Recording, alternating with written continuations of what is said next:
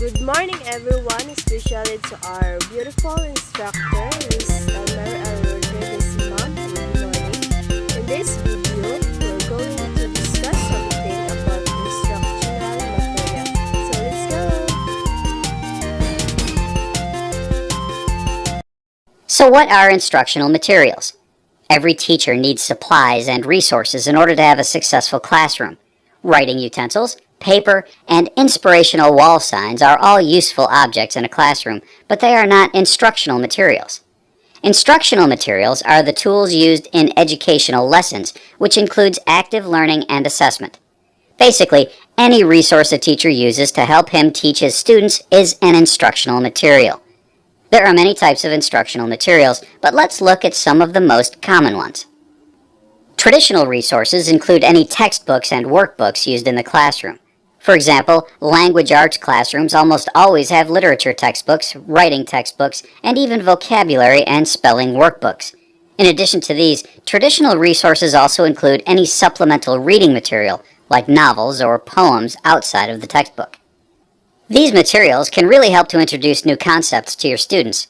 For example, when learning the concept of theme, a literature textbook can provide numerous reading materials all displaying theme in different types of literature.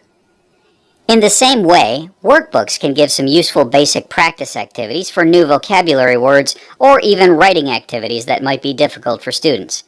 Then, when mastery is shown on a basic level, a teacher can introduce more challenging material related to that concept. To evaluate these traditional resources, the most important aspect is to make sure you choose material within the resource that appropriately relates to your learning objective. Most textbooks and workbooks have already been designed to align with certain educational standards and are therefore very reliable in regards to addressing classroom goals. Still, it is important to be sure to choose material within the textbooks that matches your specific learning objective. A second type of instructional material is the graphic organizer, which is any type of visual representation of information. Diagrams, charts, tables, flowcharts, and graphs are all examples of graphic organizers. For instance, in a math classroom, it is essential to use graphs on a coordinate plane when learning about the equation of a line so that students can actually see how a line is graphed. In language arts, Venn diagrams and plot diagrams are clear instructional tools to use when comparing or analyzing events in a piece of literature. All of these graphic organizers allow students to physically see relationships between ideas. This is imperative for learning, especially for students who are more visually oriented. Seeing a clear relationship is always easier than an abstract idea in your mind. In fact, having students create their own graphic organizer can be a great way to incorporate active learning. For instance, you can have students read a short story or even an informational article and then create their own visual representation of the information. This pushes students to internalize and apply the information, which requires more thought than simple recall. To evaluate your graphic organizers, the most important aspect is to make sure they support learning and are not merely creative distractions. Some materials can be very fun and interesting, but if they do not support learning, they should not be included in your lesson.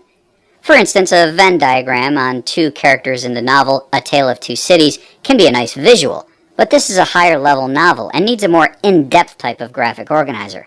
At this level, a Venn diagram is just too simple.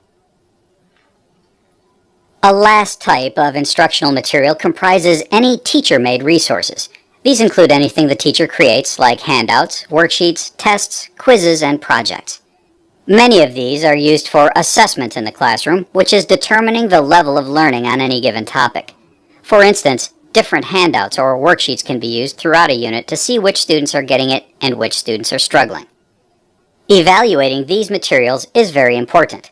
Everything a teacher creates must be a true assessment of the learning objectives. For instance, a test on a more advanced novel needs to show how a student can apply the concepts of theme, character development, conflict, and other literary ideas covered in that unit. In this case, simple recall of plot events should take a lesser role in any teacher-created assessments. In addition to evaluating true assessment, check teacher-made resources to ensure they provide variety for your students.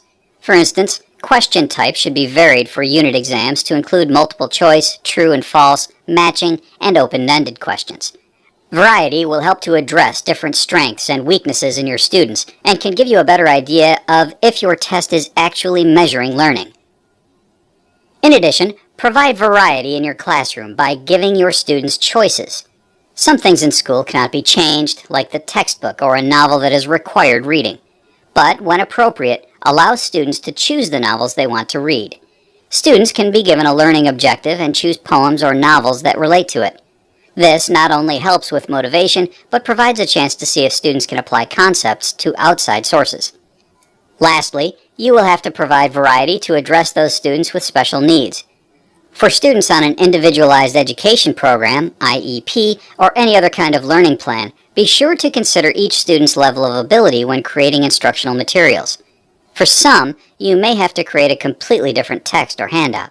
For others, you may have to merely cut out certain types of tasks. To review, instructional materials include any tools a teacher uses in his classroom to help foster learning. There are many kinds of instructional materials, but some of the most used ones are traditional resources, graphic organizers, and teacher-made resources. Traditional resources include textbooks and workbooks. These are useful tools for introducing new concepts that might be difficult for your students. Graphic organizers include any visual representations of information. Many students are visual learners, and to physically move details around can help these students see relationships they might not have otherwise seen. Teacher-made resources are anything a teacher makes to use in the classroom. Many of these include tools for assessing student learning throughout a lesson and even at the end of a unit. Every teacher needs to evaluate all instructional materials to make sure that they are related to the learning objective, that they support learning with limited distractions, and that they provide variety and choice. Look for these things when evaluating your instructional materials in your classroom. So therefore, instructional materials is very important to us. And that's all. Thank you for watching.